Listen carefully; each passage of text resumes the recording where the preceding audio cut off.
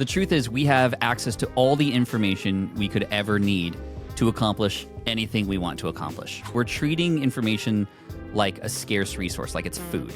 And what I do to counter, again, that FOMO that comes is I think that tip alone could help so many people. Hey, Pat, welcome to On Your Terms. Thank you for having me. I appreciate it. I'm so happy for you to be here. So I was hoping you could kick things off today. I've already given listeners a little bit of info about you and the book. If you wanted the listener today to take one thing away from our conversation, from what you shared today, and ultimately about your book, what would it be? I love how you're starting with the end in mind. I love that. The truth is we have access to all the information we could ever need to accomplish anything we want to accomplish. It is out there already. And what's hard is we are not programmed, our brains aren't evolved to consume all of this information. We're treating information as if it were a scarce resource right now. We are absorbing it in a just-in-case manner.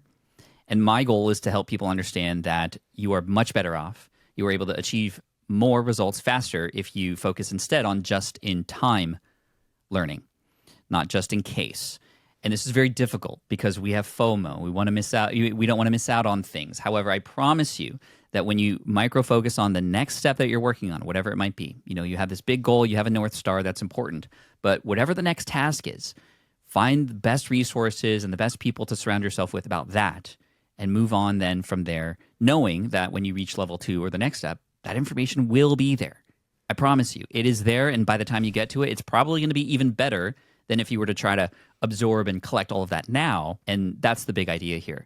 Just in case is really just a formula for being unfulfilled, not feeling like you're getting results, and everybody else moving forward while you stay behind.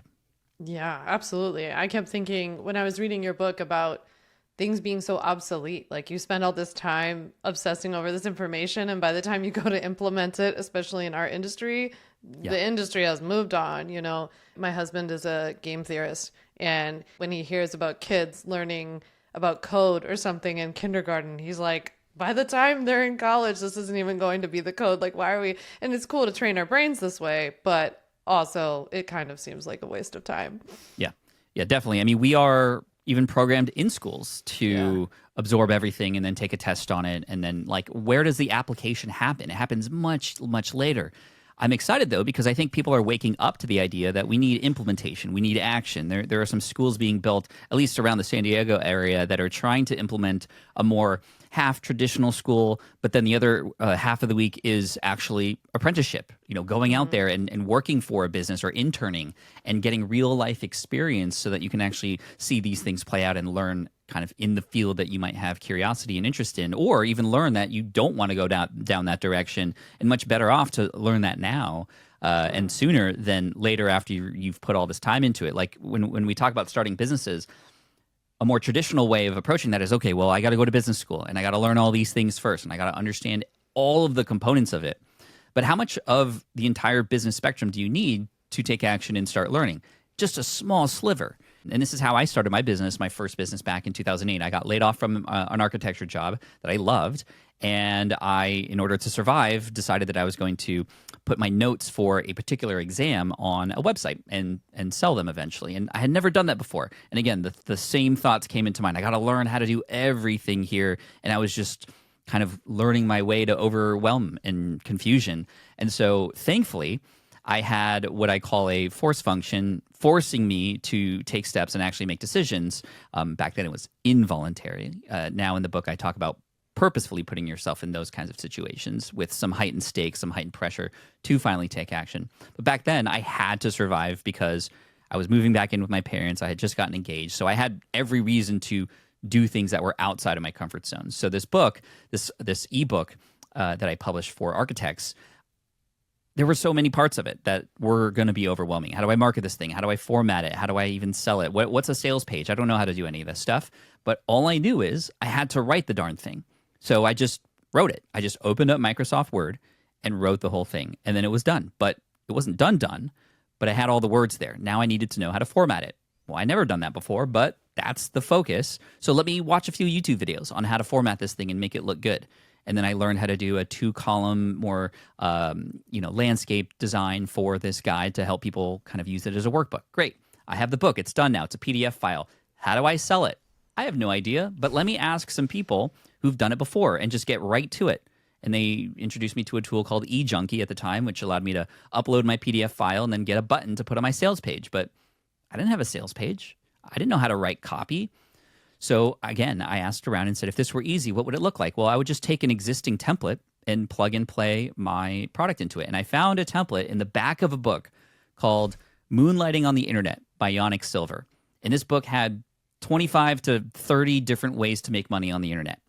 I didn't need any of that stuff. I just needed the appendix in the back that had this Mad Lib style sales page that I then copied and put on my website and plugged and played my product. And that had generated over 7 figures in the next 7 years from learning on the go, not learning everything, and then probably not taking any action at all. So that's just an example of lean learning kind of, in the early days before I even knew how to define it.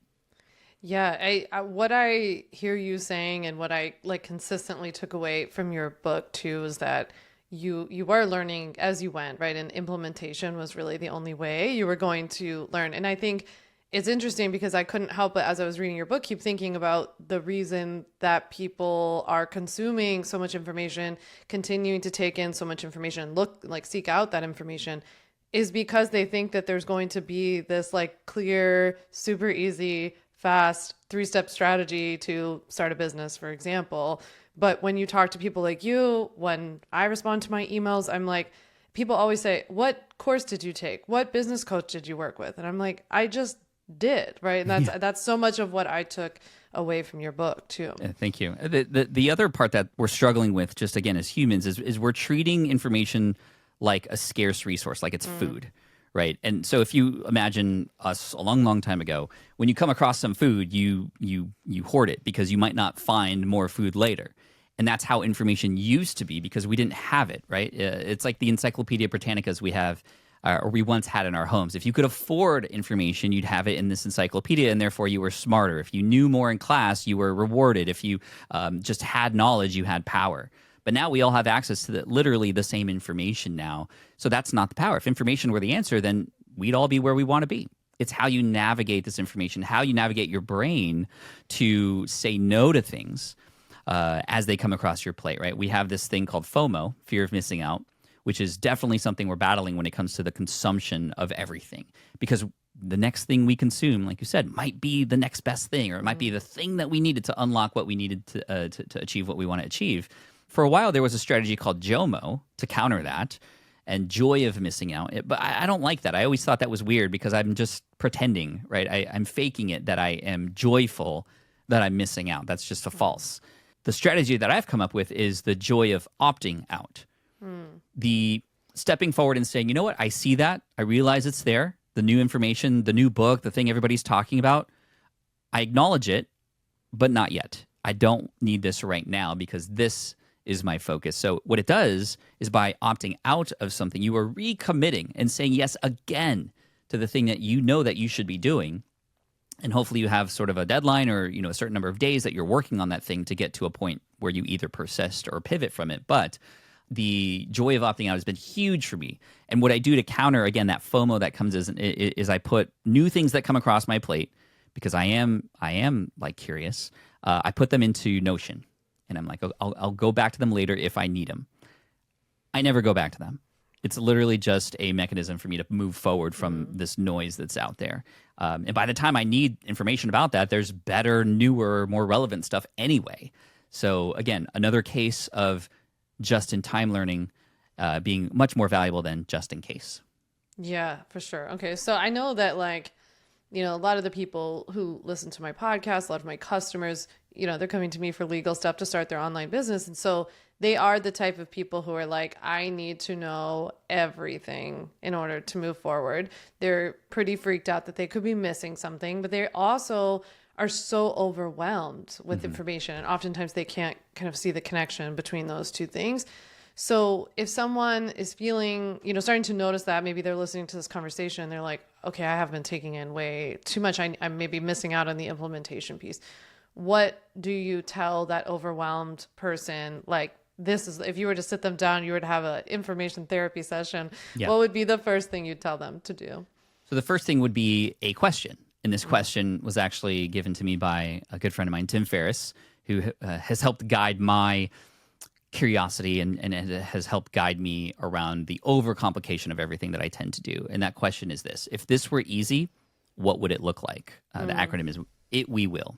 So if this were easy, what would it look like? And just simply thinking about that question and using it as a filter as you take action and before you move forward can immediately start to help you choose and audit the actions that you're doing or about to do. And that can get rid of more than half of a lot of the things that you were probably going to do. It's sort of a similar way of approaching business in terms of an MVP, right? What's the minimum viable product to still provide the value we want to provide? Nothing else matters, and then you can build on top of that later. So that's the first question. The second thing, and there's a whole chapter in the book, as you know, about finding other people around you, right? And there's 3 different levels of sort of what I like to call champions, people who are there to champion you and your success. There's the emotional support from friends and family who may not know exactly what you're doing, but connecting with people who do support you in that regard is really important. My wife was huge for me when I got laid off in emotional support. And then there are the peers and colleagues, people who are going through the motions with you. These are amazing resources for you to pass information back and forth and help each other out together. And living in a world where we understand that we kind of have this abundance mindset, right? I think that's really important in this world as well, where we're not at a poker table where if you are winning, that means I'm losing, right? In these communities and colleagues and peers, everybody can win. And we can all help and support each other, and a rising tide lifts all boats, if you will. But the most important part, and often underutilized, maybe because it's a little scary, but it's the one-on-one mentorships, like having more of an apprenticeship type of model for somebody who's gone through the motions before. Finding one person who maybe is in a part of life where you want to be, or who is on the other side of the thing that you're doing, and just learning from them because they've already made the mistakes. And in many cases, they want to teach. They want to help people not go through the same struggles that they went through, and finding mentors for the thing that you're working on. For example, I found a mentor when I was learning how to public speak, right? And there were millions of people that I could have learned from. There were a billion videos I could have watched. There were tons of books I could have read, but I went directly to somebody who I enjoyed his style of speaking, and we connected at an event, and then I just hired him to help me become a world-class speaker. And since then, I've earned over 7 figures on stage. And so, again, in terms of what do I do, going to somebody who's done it before can help you navigate those important questions. And then the last thing to do would be to maybe take an audit of all the questions you have, and then presenting that to, for example, the mentor or the person that you're learning from can be great, or your peers, and just saying, hey, am I crazy here in thinking about this? And I know with the legal stuff especially, we want to be definitely careful, which is why you are an amazing resource, because you understand this stuff, a new person doesn't, and they can just have the one resource to learn from and invest in that you get an ROI back, which I know your students and customers do. Yeah, I think that tip alone could help so many people in, I don't know, just reducing some of the noise, clearing the clutter. I call it pruning in my book. So I talk about just like it helps, like if you are that person that feels better when you clean your desk, and then that makes you, produce more productive work.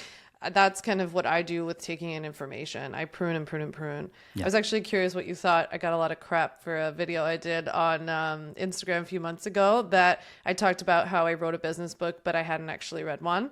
And people gave me a lot of grief for this because they said, oh, you have a lot of nerve writing a business book. And I was like, why? Like, what? I thought it was so interesting. So I was curious what you thought about this. Like, what's the thought process there that I was supposed to read a bunch of business books and then that would become, like, I think that only would have led to a bunch of overwhelm.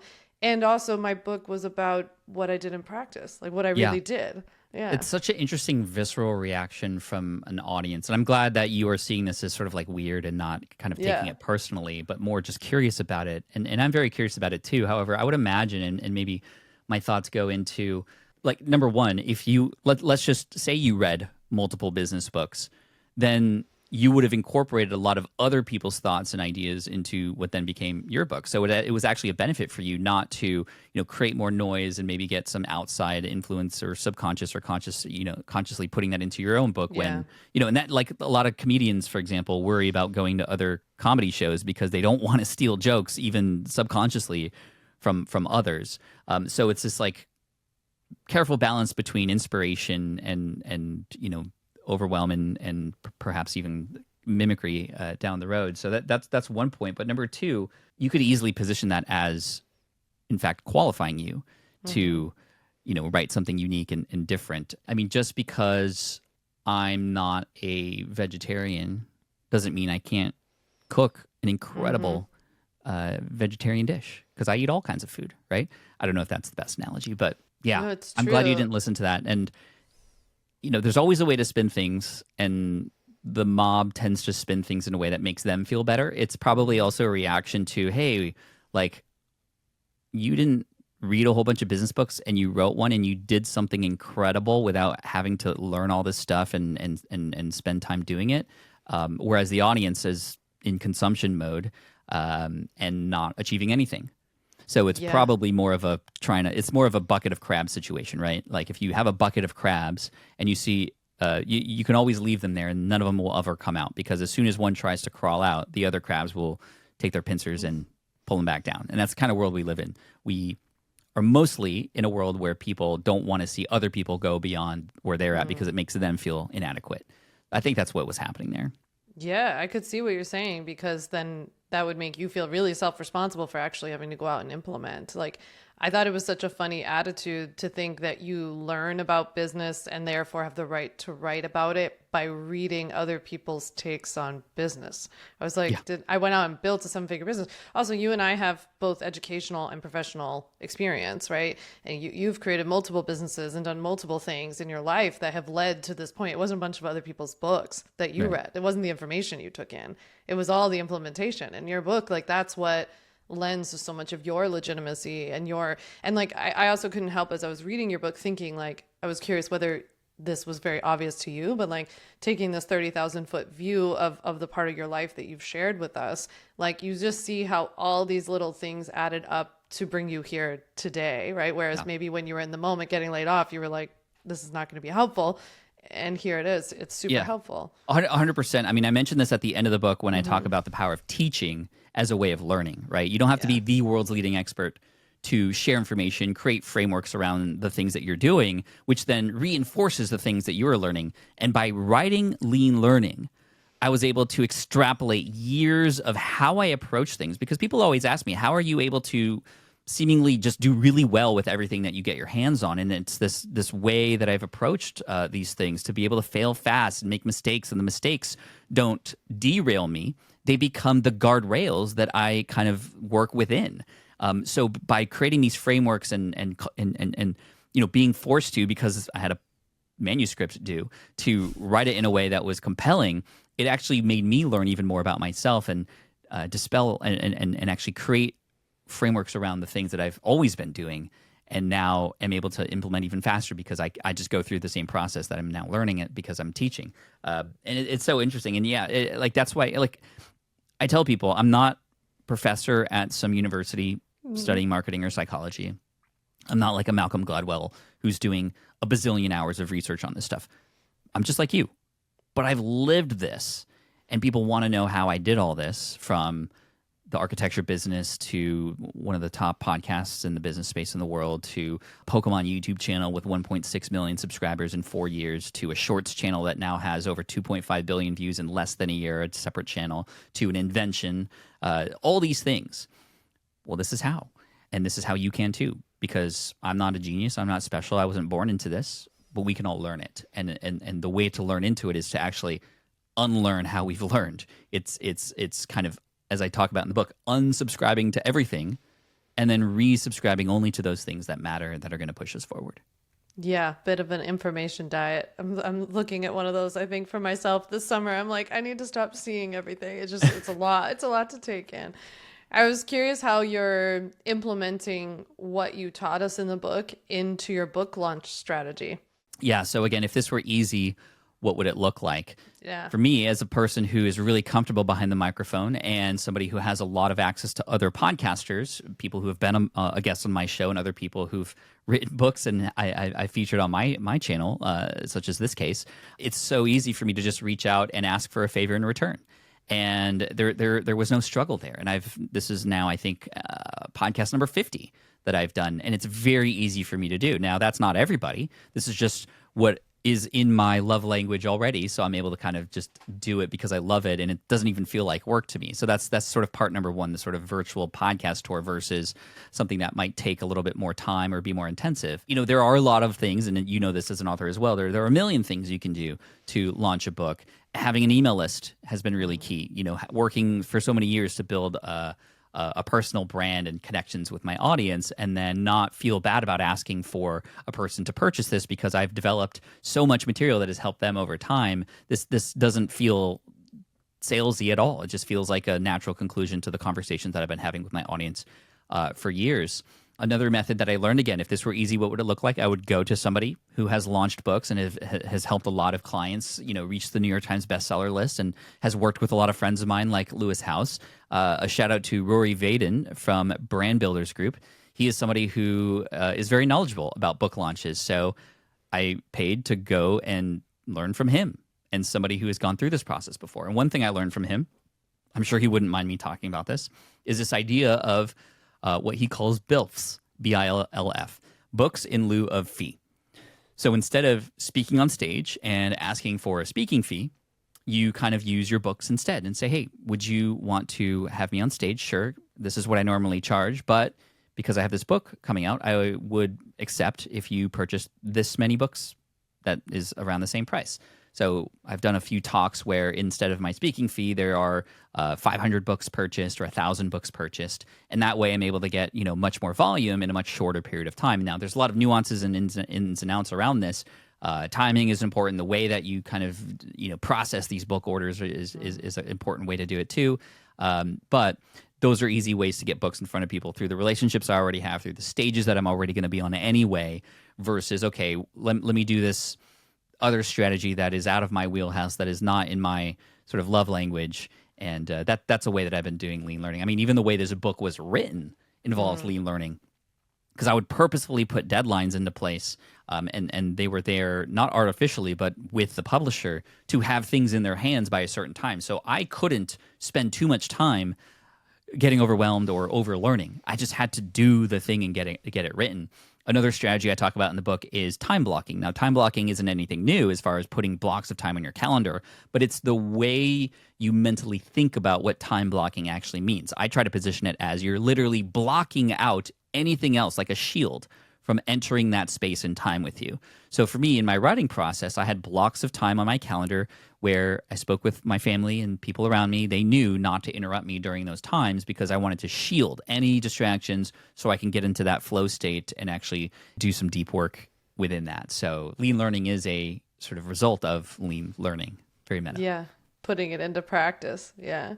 I think one of the big, like the tips that's going to hit people the most from your episode so far is about finding, like, I'm always careful to be, I will tell people, like, if I speak to you about legal stuff, like, great, I'm not trying to toot my own horn, but then like kind of cut it off, because otherwise you'll keep collecting information. So I hear you giving very similar advice, is saying, like, find your person, and find, I think the what I'm taking away is this quality over quantity can really help you reduce decision overwhelm, because you're getting maybe different takes on things.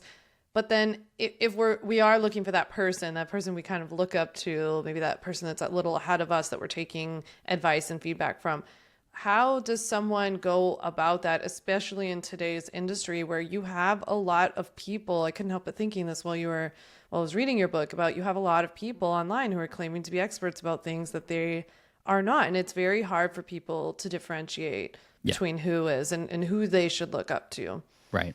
I mean, the moment you start searching for something, you're going to get advertisements from all these gurus who are going to say that they have the answer, right? And so before you make any buying decisions, before you make any learning consumption decisions even, I would try to find people who have learned or who have gotten help from them already. So kind of like referrals, right? Who else has worked with them, and what are their results like? That's normally where I go just to determine whether or not it's worth moving forward and learning from somebody or not, is how have they helped other people, and how are they doing, and are they where they wanted to be, and what was that experience like, right? Like if, I'm hiring somebody in my company, I want to know how other bosses have had that experience with that person, so that I know what it might be like working with this person myself. So that's the way to go about it. Getting involved in those communities that those people have. Normally, they might have communities, or there's different places where their people come together. It might be a live event. It might be a live stream. It might be online, offline, wherever it might be.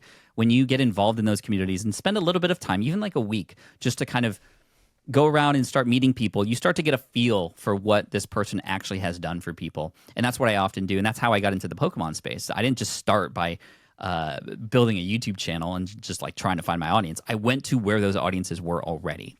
And that did a couple things. It helped me understand that I love these people and I want to provide value to them, and I can learn their language and kind of what they like and dislike.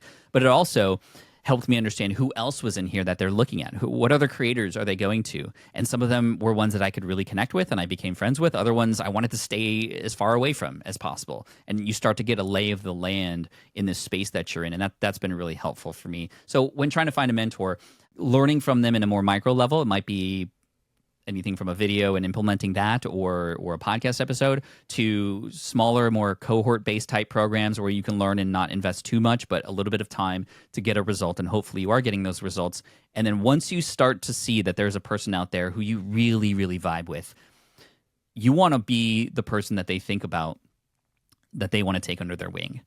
And so if you can become a START student, that's a great way to do that. If you can show up and even volunteer at their events, that has worked with me. People volunteering at my events, like, I see that. I recognize that. And I want to help them because they've helped me. So a value-first approach goes a very long way. The last thing you want to do is go, hey, I like your stuff. Can you can you take me under your wing? If that's the first part of the conversation, you're done for, right? And the other thing is like recommendations from friends and colleagues that you know are where you want to be or who are doing great things. Just saying, hey, who are you learning this from? This is how a good buddy of mine, Mike Pacchione, became the sort of like entrepreneurial speaking coach. He's made the circles around the entrepreneurial space because we've all enjoyed working with him, and we all recommend him for speaking. He's amazing, and I hired him as a coach for me when I was learning how to speak and wanting to become world class at that. So, there's a wonderful question, because oftentimes, again, we can overthink these things. And a lot of times we just need to go, okay, if this were easy, what would it look like? Well, I'd see who else has worked with them and see if it's a vibe. And if it is, awesome. If not, I'll move on to somebody else. Yeah, this is what I call the I'll have what she's having effect, or the I'll have what he's having, where I'm like, I want more of that. Like what he's having, I like his values. I tend to look at like how someone living their life, because I'm doing business stuff, I'm thinking, does their life kind of reflect, like if somebody looks like they're working all the time or something like this, I'm like, that's not really what I'm going for. So why do I don't want to learn from them because I don't want what they're having, Right. So I mean, this is why Michael Hyatt is a big inspiration to me, because he's a little bit older. He runs a business. He has sold businesses, but he is so involved with his family in his business. And the way that he and his family, I've seen it, I've been with their family, just the love that they all have and the help that they're giving one another, like that. I want that with my kids when they're older. My kids are 15 and 12 right now, and we're doing everything we can in our power to continue even through their teen years to have an amazing relationship with them. And it's working so far, which is great. But I get a lot of inspiration from Michael, not because he's just a world-class business owner and CEO, but because of the way he's a father and the way he shows up for his wife, Gail. And that is really inspirational to me as well. Yeah, for sure. I think, I was curious what you would say to the person who reaches out to me often, who will say, my business isn't working. Like this thing is this thing on? But so I'm going to go out and hire a business coach. Who do you recommend? And I'm always like, oh, that's not the question, Correct. to me, but I'm curious what your response is. Yeah, that's hard, because yes, you probably, like me, know a bunch of people that could help a lot of other people, but the recommendation can be worrisome because you might point somebody to, like, it's like a dietitian, right? It's like, okay, we all consume things in different ways and we all learn in different ways. If I just say, hey, here's the person who helped me, you could have a completely different experience. So there's going to be a little bit of reconnaissance that has to be done first in terms of, well, what is not working? Because you might find that it's simple, it's maybe just a couple tweaks and you're missing something. So you need a person who's maybe more business and strategic, who just sees that there's some disconnects between, your top of funnel and middle of funnel and then your close, versus you might have all the pieces in place. You just need an accountability partner. And you might not even need a business coach, but having somebody from the outside, and this is why peer groups are great too, because they can often see things because they're in the trenches with you versus even a mentor sometimes. They might just see like, hey, you have everything here. You're just procrastinating.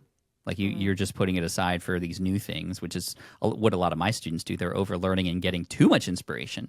So a lot of strategies that work for my students are actually just turning things off and saying no to more things to say yes to the things that they know they should be doing, because they've gotten to a hard part in the process and are now sort of subconsciously walking away from it because it's difficult now. It doesn't feel as fun as the sort of ideation phase, and that's where we need to have other people go, no, come back. Just keep going, do the work, you will get there. The other thing is I think a lot of times we live in this world, and especially a lot of my younger students and clients, I mean, they want results now. Mm-hmm. I mean, they're spoiled, really, is what they are. Mm-hmm. And building a business does not happen overnight. And so oftentimes it takes more of a timed approach to finding success. So you've been in it for a couple weeks and you're not seeing any results because you've only been in it for a couple weeks. How much time do you want to give yourself? And it's different for everybody else. How much time do you want to give to this project that you're working on? At which point you then decide whether you want to persist with it or pivot. And in many cases, it might take 6 months. In other cases, it might be like 60 days to 2 months. Case in point, I recently did this myself. So I started a shorts channel. I wanted to just experiment with shorts and play around with it and see if I could come up with a formula to get going on shorts. And I said, I'm going to just do a daily short form video for 60 days. And by the end of day 60, if I had gone daily, I would have won. That's a win, regardless of the results. If we put our happiness and our sort of pride in the hands of an algorithm, in the hands of what other people say about the things that we're doing and showing up for, I mean, that's a very dangerous place to live, because you don't have control over that. But what can you have control over? You showing up and trying to get better every day at something. So for this shorts experiment, I said, I'm going to go 60 days and go daily and just see what happens. By day 30, I was getting maybe a couple hundred views a day, and that wasn't much. And if it was old Pat, or younger Pat, I should say, I would have given up already. Hey, I've tried this for 30 days. I'm going nowhere. But a few things did actually happen. Number one, my editing time went from 45 minutes per video to 12 minutes. So even though I didn't get results from the algorithm's perspective, I was getting huge results in terms of the quality of my editing and how fast it was going and the efficiency behind it. So even if I got to day 60 and even made it more efficient and didn't get a lot of views, it still would have been a win for me, and I would have learned a lot of skills to then push forward into maybe the next thing. So that's number one. Number two, by publishing daily for 30 plus days, I was gathering so much data from YouTube, literal data on what was working a little bit better than others. So I basically discovered that through my videos, these were Pokémon videos, by the way, where I was opening a pack a day. I found that the videos where there was a sticker, a price tag on the packs, seemed to have more views than the ones that didn't. And this was a pattern that I wouldn't have known. There was no research out there that would have told me this. It was only by doing it. And so day 35 comes around. I did a video that incorporated a number of things, including a sticker on a pack. And I actually showed the beginning negotiation process of purchasing that pack, which I found in a few other videos before that people had commented and said, oh, I really like how you negotiated, or that was really interesting to see in real life. Day 35 comes around. The video I published that day had 750,000 views. Imagine I gave up on day 30 because I wasn't seeing the views, but I was getting better. And eventually I hit that tipping point where then all the videos started to go gangbusters. And now 293 days into this, I'm in 2.5 billion views across TikTok, Reels, and Shorts. It has helped me land brand deals that have earned me over 6 figures. And I'll publish a video and on average get 1 million views per day on that video alone. It's turned into its own business. Mm-hmm.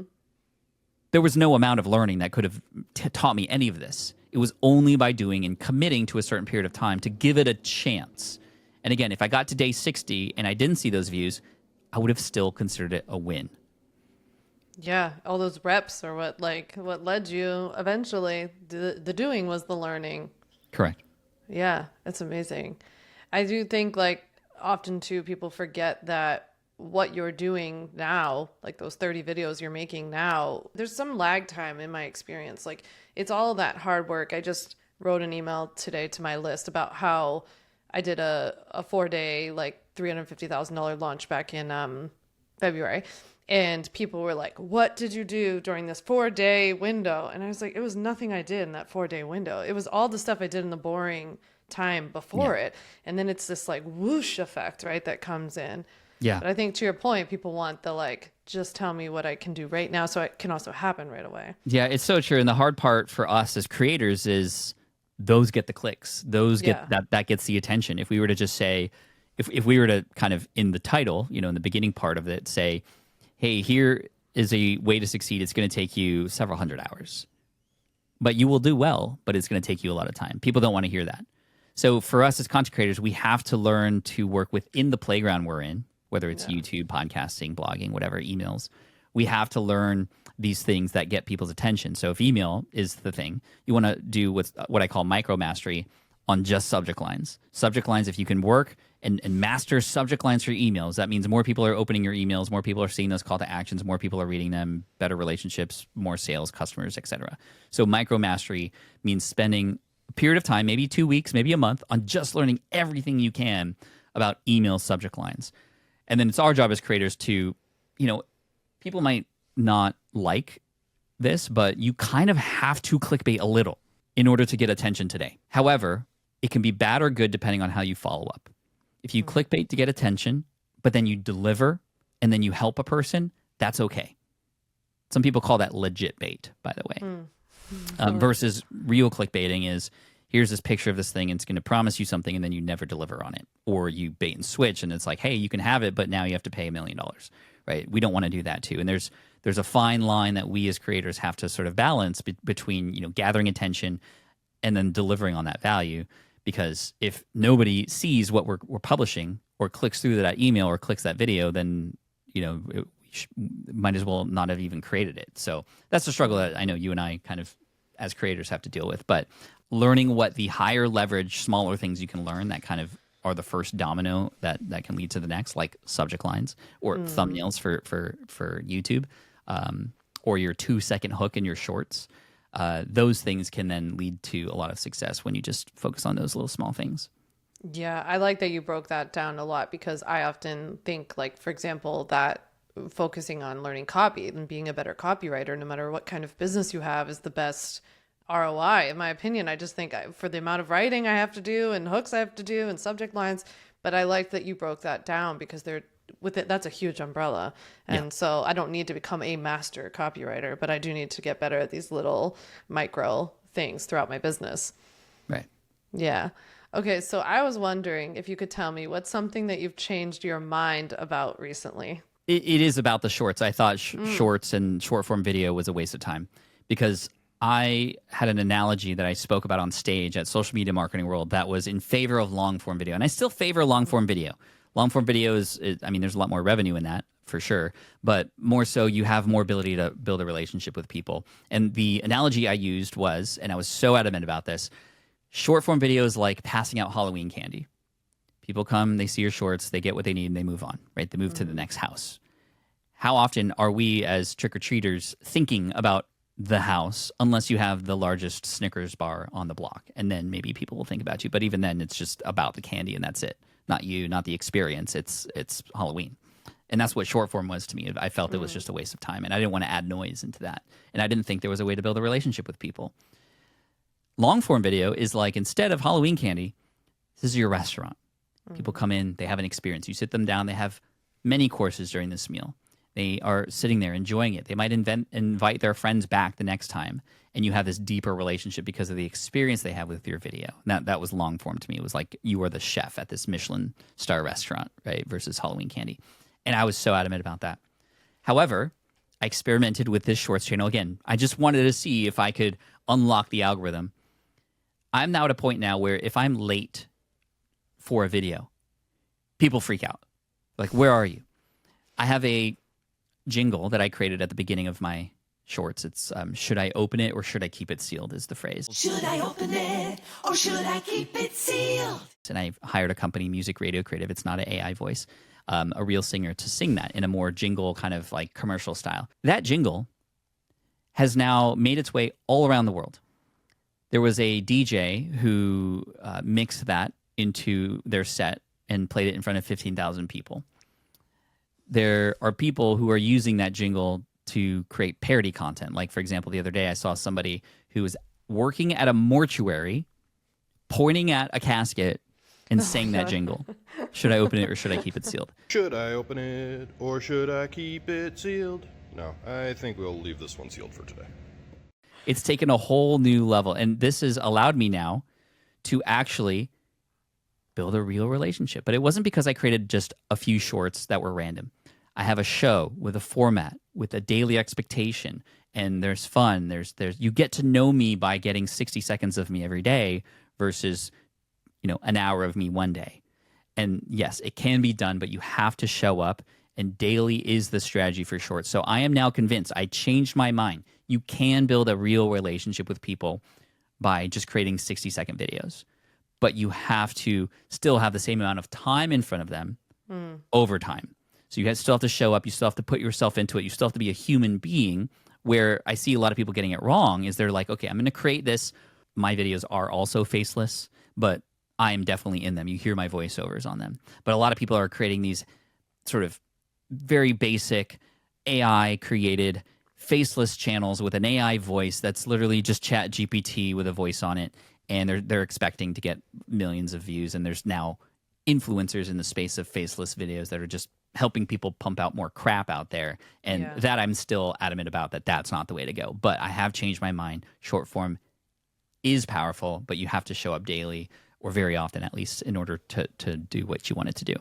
Yeah, those people are jamming the phone lines, as I say. Like, it's just making it really hard to get through because they are clogging up the lines, I think.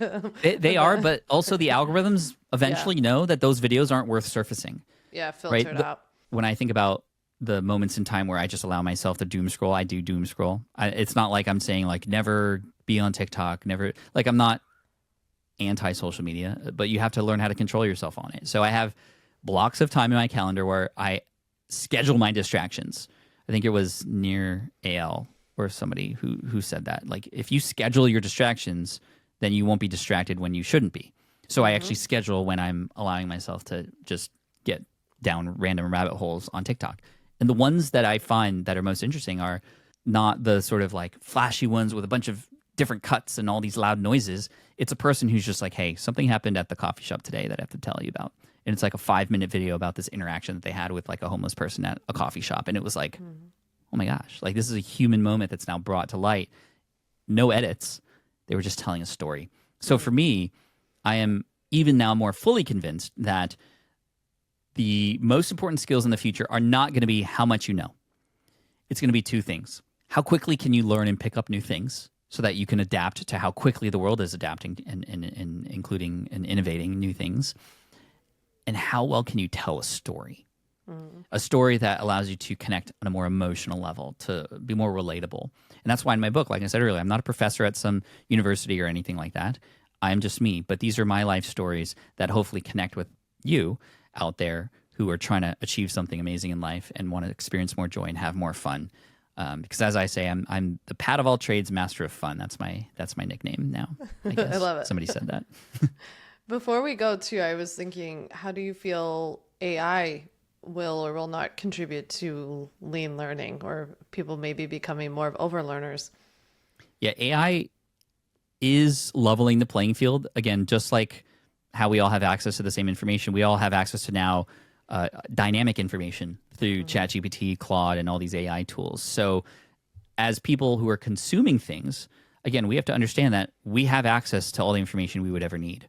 We need to be more disciplined. We need to actually take action on those things in order for us to find success, not continue to play this game of hoarding information like it's scarce, because it's not. It's only going to become more plentiful and harder to navigate. And not only are we at like a buffet line of information now, and we're stuffing our plates full and we're lethargic, we're obese with information, we're slow, but we're getting force-fed with these places and these algorithms, right? We're getting information we didn't even know we needed force-fed down our throats. So AI is just going to help amplify a lot of those kinds of things if you allow yourself to just lose control over it. What this is it's a way to stay disciplined amongst the overflow of information that we have access to. That's really what this book is about. But at the same time, you can use these tools and utilize them in a way to help you, right? If it were easy, what would it look like? Sometimes the answer is literally plugging in the thing into ChatGPT and getting something back. For example, if I'm creating an online course about something and I want an easy way to get to the outline of that course, I might just record an audio file while in the car or something about what I want my course to do and all the things I would want inside in such a random order. It's just coming out, stream of consciousness, and it's like a 10-minute audio.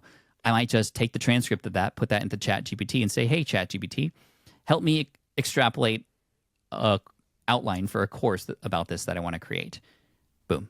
There's your first draft. And, you could use it as is, but I recommend if you're using AI, make sure you look at the things that are given to you first before you publish it, and put your voice into it. But that can be an easy way to get to where you want to go, using these things as tools, not replacements, but tools to help you still be a better version of yourself that can work more efficiently. That's where I feel AI is going to come into play. But AI is coming for all those industries where knowledge was powerful, no longer. So we need to understand that we need to know how to learn and acquire new skills much faster in different realms as they come about. And as like, there's going to be things that we're going to need to know that just aren't even in our minds right now. And the faster you can learn them, that's how you become more valuable. Whether you are an employee, picking up things faster is going to make you more valuable than just knowing things. And especially as a business owner, the quicker you can adapt and pivot and learn things, which again comes by doing, the more valuable you will be to your customers and to the world. Yeah, absolutely. Implement for sure. Okay, for our final and hardest hitting question, how do you rank the Back to Future movies? 1, 2, and 3. It's literally in that order. This is Really? this is an easy question. Yes, 1, 2, and 3. Although I would put them all up. I mean, it's the best trilogy. They all go together. I mean, it's one story broken up into 3 different parts. It's hard to say which one's better, but I feel like the first one, the original, I mean, there's so much history behind that. In fact, back here, you might, if anybody's watching this, I'm pointing to something. It's blurry back there, but it's a 70 millimeter film reel of a Back to the Future trailer that was played in 1985 before the movie came out. Wow. This is one of my most prized possessions. And if you kind of like look at it, like next to a light, you can actually see the preview. It's amazing. So yes, 1, 2, and 3. There are good parts for each of them. I know a lot of people dislike 3, but I think it's creative. It's a creative way to kind of tie the whole story together. And if they ever make a 4, I will riot. You want it to be done. It's done. Please don't pull a Toy Story 4 on me with Back to the Future. As much as I love Forky, like it was done after 3. It could have been done after 3. Sporky is the best thing that happened to Toy Story 4. That's for sure. True. That's awesome. Well, I appreciate you giving us your perspective. The whole time I was reading the book, I was like, I wonder what he thinks. So I'm glad you mentioned it. Yeah, there is some Back to the Future in the book as well. It's very me, and you'll, again, it's not going to go deep into science and research, which it does. It talks about that. It goes deep into relatable things that you're going through in your life that you can then implement right away. Yeah, your book is super relatable. So speaking of that, tell everybody where they can find you, the book, and where they should connect with you next. Thank you again, Sam. This has been an honor, and thank you again for being on my show. You delivered so much value, and I'm just so happy to have you as a resource for all the especially the legal stuff that my audience needs. So kudos to you, and again, thank you. So Lean Learning, How to Achieve More by Learning Less. You can find it anywhere books are sold, of course, Amazon, and then leanlearningbook.com. If you happen to be listening to this before June 3rd, or the week of the launch, there are some bonuses potentially available for you there as well. But whether you pick up one or none, I just hope that this conversation was helpful for you and gets you at least thinking about how you consume, because we need to have control over what we let in, or else we will be out of control. I somehow was able to predict 3-4 years ago that this would be probably the most important conversation that we would need to have today. When this book idea came about, I just knew, especially, I think a lot of it, I mean, the dedication to this book is for my kids. My son is 15. My daughter's 12. They're growing up in a completely different world than you and I did. And this is here to help them navigate and help us navigate as well. Yeah, for sure. It does. So I hope everybody goes out and gets it. I will drop all the links down below. Also, go get Pat's newsletter every week, because I love your newsletter too. I read that every week. So yeah, we'll share everything down below. Thank you, Pat. Thanks for being here. Thank you so much.